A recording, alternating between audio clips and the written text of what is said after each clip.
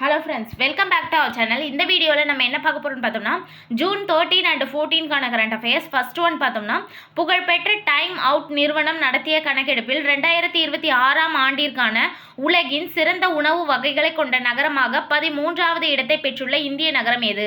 பெங்களூரு தான் time out நிறுவனம் நடத்திய கணக்கெடுப்பில் 2026ஆம் ஆண்டிற்கான உலகினுடைய சிறந்த உணவு வகைகளை கொண்ட நகரமாக பெங்களூரு தேர்வு செய்யப்பட்டிருக்கு. இந்த பட்டியலில் இடம்பெற்றுள்ள ஒரே இந்திய நகரம் பெங்களூரு மட்டும்தான். அடுத்து பார்த்தோம்னா, இந்திய ராணுவ தளபதியாக நியமனம் செய்யப்பட்டுள்ளவர் யார்? ஜெனரல் தீரஜ் சேத் அப்படின்றவங்க தான் இந்திய ராணுவ தளபதியாக நியமனம் செய்யப்பட்டிருக்காங்க. அடுத்து, ஒடிசா மாநிலம் சந்திப்பூர் ஏவுதளத்தில் மத்திய அரசின் பாதுகாப்பு ஆராய்ச்சி மற்றும் மேம்பாட்டு நிறுவனம் எத்தனை இடைமறிப்பு ஏவுகணை சோதனை வெற்றிகரமாக நடத்தப்பட்டுள்ளன? 3 இடைமறிப்பு ஏவுகணைகளுடைய சோதனையை வெற்றிகரமாக நடத்தியிருக்காங்க. என்னென்ன மாதிரியான ஏவுகணைகள் அப்படின்னு பார்த்தோம்னா, கண்டம் விட்டு கண்டம் பாயும் ஏவுகணைகள், நடுவானில் இடைமறித்து அழிக்கும் PMD ரக ஏவுகணை, போர்க்கப்பல்களை தாக்கி அழிக்கும் ஏவுகணைகள், அந்த மாதிரியான 3 ஏவுகணைகளுடைய சோதனையை வெற்றிகரமாக நடத்தியிருக்காங்க.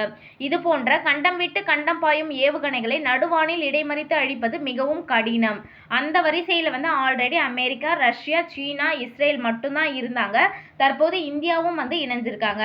ICBM ஏவுகணைகளை இடைமறித்து அழிக்கும் PMD ஏவுகணை திட்டத்தை 1999ஆம் ஆண்டில் DRDO தொடங்கியிருக்காங்க. தற்போது இப்போதான் பார்த்தோம்னா, ஒடிசா மாநிலத்தில் இருக்க சந்திப்பூர் ஏவுதளத்தில் இந்த ஏவுகணை சோதனையை வெற்றிகரமாக நடத்தி முடிச்சிருக்காங்க. அடுத்து, G7 மாநாட்டுக்கு இந்தியா அழைக்கப்படுவது எத்தனையாவது முறையாகும்?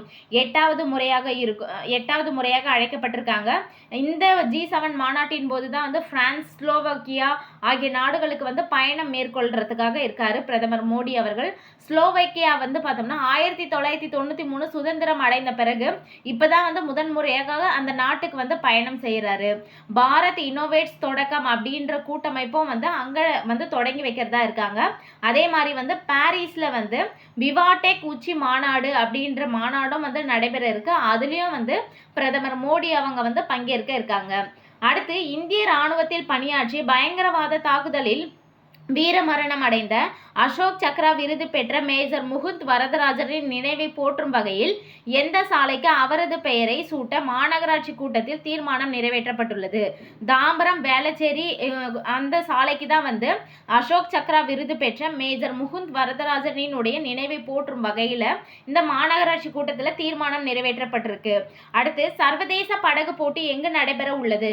உத்தரகாண்ட் மாநிலம் உதம் சிங் நகர் கதார்பூர் அப்படின்ற பிளேஸ்ல தான் சர்வதேச படகு போட்டி நடைபெற இருக்கு. தற்போது இந்திய ராணுவ அகாடமியில் முதல் முறையாக எத்தனை பெண் அதிகாரிகள் உட்பட ராணுவ அதிகாரிகள் பலர் பயிற்சியை முடித்துள்ளனர் அப்படின்னா 9 பெண் அதிகாரிகள் உட்பட ராணுவ அதிகாரிகள் பலர் பயிற்சியை முடிச்சிருக்காங்க. அடுத்து, எந்த வகை நீரிழிவு நோயால் பெண்கள் பாதிக்கப்படுவது 47% அதிகரிக்கப்பட்டுள்ளது?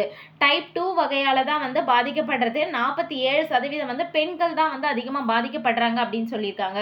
இவ்வகை உடலால் இன்சுலினை சரியாக பயன்படுத்த முடியாத நிலை அல்லது போதுமான இன்சுலினை உற்பத்தி செய்ய முடியாத நிலையை தான் நம்ம டைப் 2 அப்படின்ட்டு சொல்லுவோம்.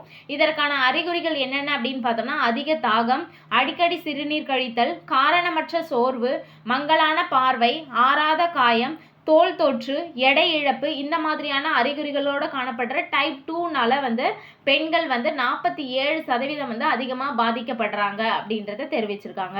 ஓகே ஃப்ரெண்ட்ஸ், இந்த வீடியோ உங்களுக்கு பிடிச்சிருந்தா லைக் பண்ணுங்க, உங்க ஃப்ரெண்ட்ஸ்க்கு ஷேர் பண்ணுங்க, மறக்காம சப்ஸ்கிரைப் பண்ணுங்க. தேங்க்ஸ் ஃபார் வாட்சிங்.